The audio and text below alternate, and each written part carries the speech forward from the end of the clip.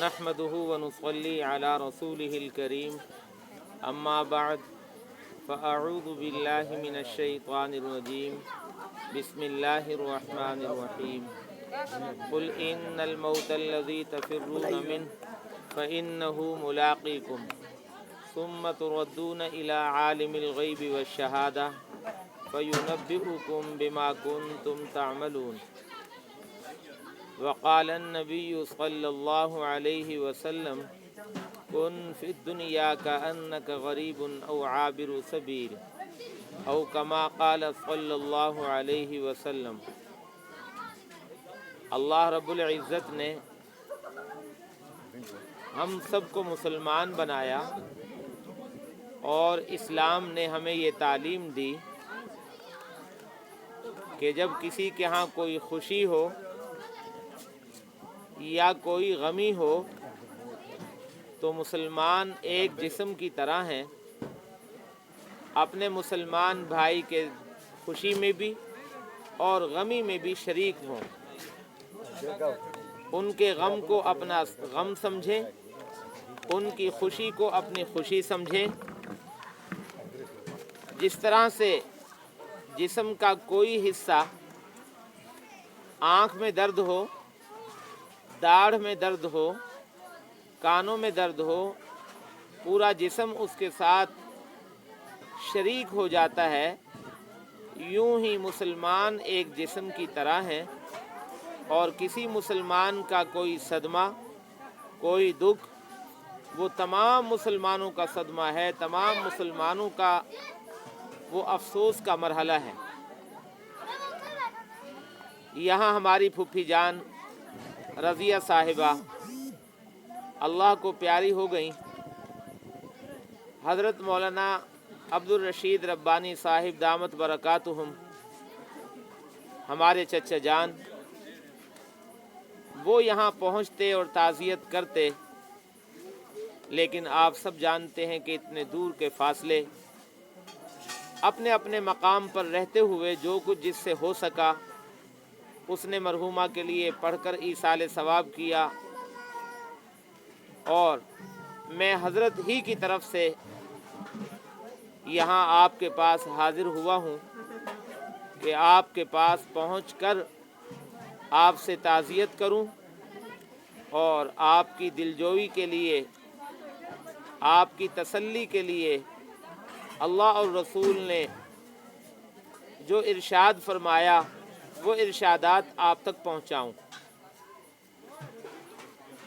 تھوڑی سی توجہ اگر آپ دے لیں گے تو ہمارا یہ مل بیٹھنا انشاءاللہ بہت ہی زیادہ نفع مند ہوگا۔ بہت دور دراز کا سفر کر کے حاضر ہوا ہوں آپ کے پاس، میری اور کوئی غرض نہیں سوائے صلہ رحمی کے کہ میں آپ کا اور آپ میرے عزیز ہیں، چچا جان ہمارے اور ہم ان کے عزیز ہیں، پھوپھی جان ہماری عزیزہ تھیں۔ آپ سب کا یہ ہم پر حق ہے کہ ہم آپ کے اس غم میں شریک ہوں، آپ کے اس صدمے میں شریک ہوں۔ اس لیے ہم یہاں حاضر ہوئے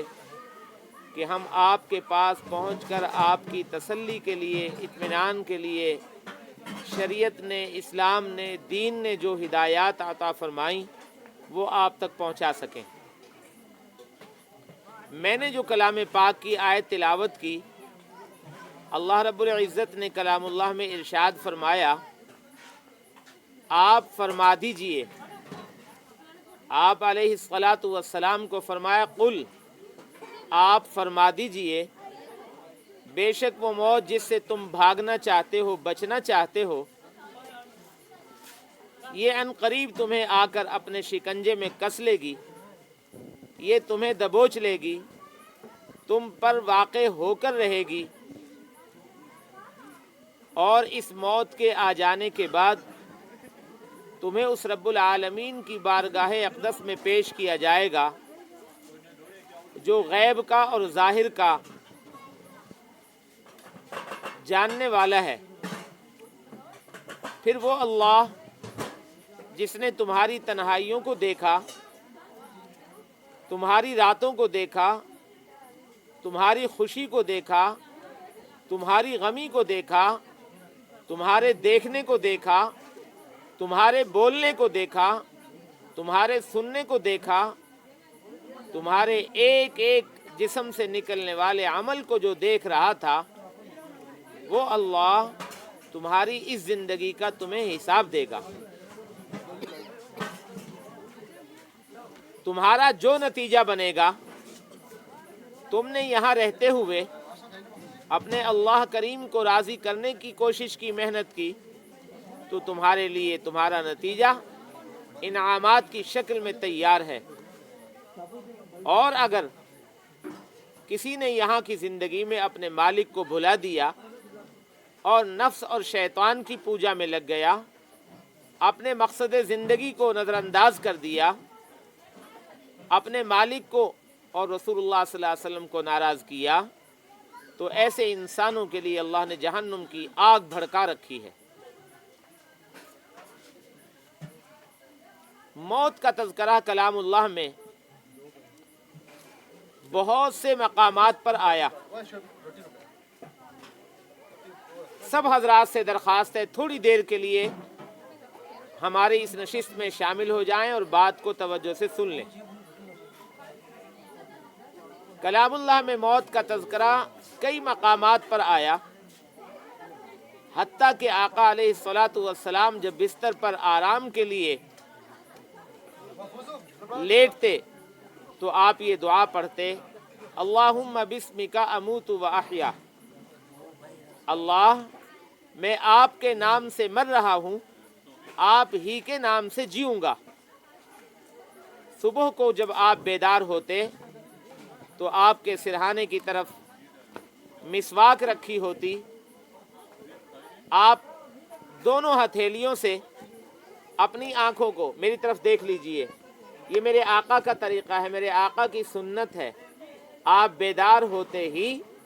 دونوں ہتھیلیوں سے اپنی آنکھوں کو یوں ملتے اور دعا پڑھتے، الحمدللہ الذی احیانا بعدما اماتنا، اللہ ساری تعریفیں آپ ہی کے لیے ہیں، ہم تو رات کو مر گئے تھے،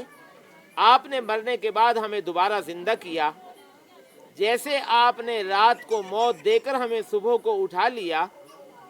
یوں ہی آپ ہمیں قبروں سے قیامت کے دن اسی طرح کھڑا کر لیں گے جیسے آج رات کو آپ نے ہمیں موت دے کر ابھی صبح کھڑا کر لیا۔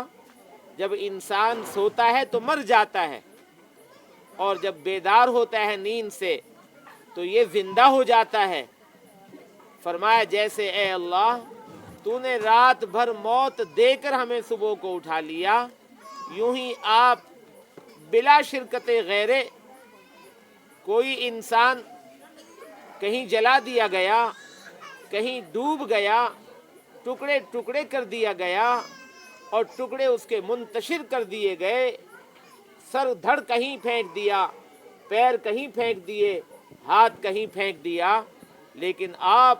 اللہ جیسے رات کو آپ نے ہمیں صبح اٹھا لیا رات کو موت دے کر، یوں ہی آپ ہمیں قیامت کے دن ہماری قبروں سے کھڑا کر کے اپنے سامنے حاضر کر لیں گے۔